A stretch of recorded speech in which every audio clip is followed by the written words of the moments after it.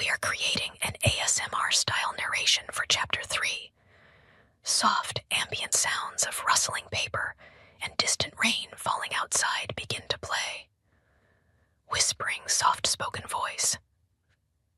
Welcome to Chapter 3, Echoes of the Past.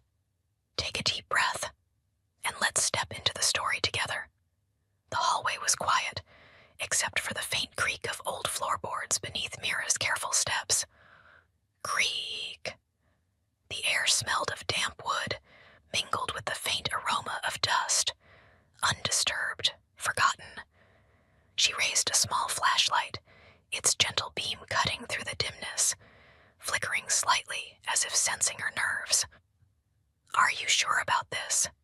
Jake whispered from behind her.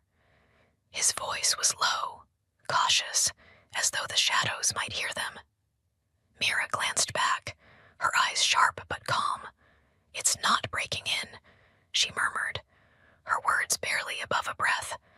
"I have the key. Just stay quiet." The sound of a key turning in the lock echoed softly, the metallic click slicing through the stillness. The door opened with a slight groan, revealing the late journalist Blackwell's apartment. Gentle tapping, mimicking their footsteps as they step inside. The room greeted them with a cool, musty silence. Stacks of newspapers leaned precariously against the walls.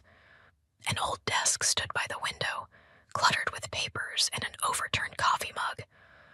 Mira's fingers brushed lightly against the desk's edge, feeling the grainy wood beneath her touch. "What exactly are we looking for?" Jake asked, his voice a soft murmur. Flashlight swept across the room. "Anything," she said. "Something he was hiding, something worth killing for." Rustling sounds as papers are gently shuffled.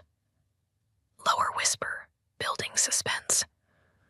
After a thorough search, Mira paused. Something caught her eye. Beneath the desk, a single floorboard seemed out of place. Her heart skipped a beat as she knelt, her fingertips brushing the worn wood. It shifted slightly under her touch. Soft creak as the floorboard is pried open. "Found something," she whispered, her voice steady but tinged with excitement. Jake leaned in, his breath audible in the silence. Inside the hidden compartment was a small metal box. Mira's hands worked deftly, the faint snick of the lock giving way beneath her touch. The lid opened slowly, revealing its secrets. USB drives, an old cassette tape, and a notebook, its cover worn and edges frayed. "Whoa," Jake whispered, awe creeping into his voice. "What is all this?"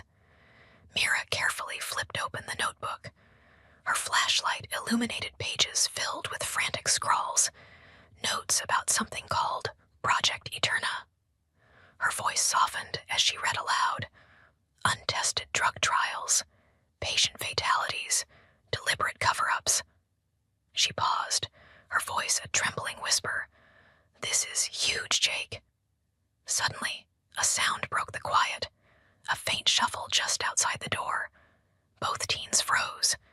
Gentle tapping, mimicking approaching footsteps. "Someone's here," Jake breathed, his voice tight with fear. Intensifying suspense. The doorknob rattled. Mira's pulse thundered in her ears as she hastily stuffed the notebook into her bag, grabbing the USB drives and cassette tape. Jake gestured toward the window, his wide eyes urging her to move. They slipped out onto the fire escape, the metal grating groaning softly under their weight. Behind them, the door creaked open, and a shadow loomed in the doorway. "Stop," a deep voice commanded, sharp and chilling. Mira didn't look back. The wind whispered against her skin as she and Jake descended the fire escape, their hurried breaths the only sound in the night.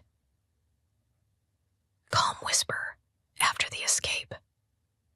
Back at Jake's house, the tension finally eased, replaced by a quiet determination.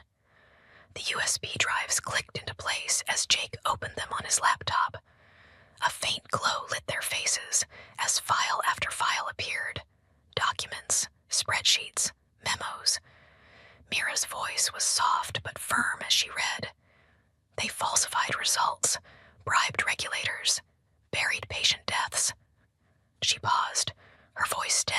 resolute. This is more than a cover-up, Jake. This is murder. The cassette tape was next. Its faint whirring filled the room as Blackwell's voice emerged, shaky but clear. If you're hearing this, it means they got to me. Project Eterna is more than a drug. It's a tool, a way to control people. I have the proof, but I can't do this alone. Whoever finds this, don't let them win. The tape clicked to a stop, leaving a heavy silence. Mira met Jake's gaze, her voice soft but unwavering. We're not backing down.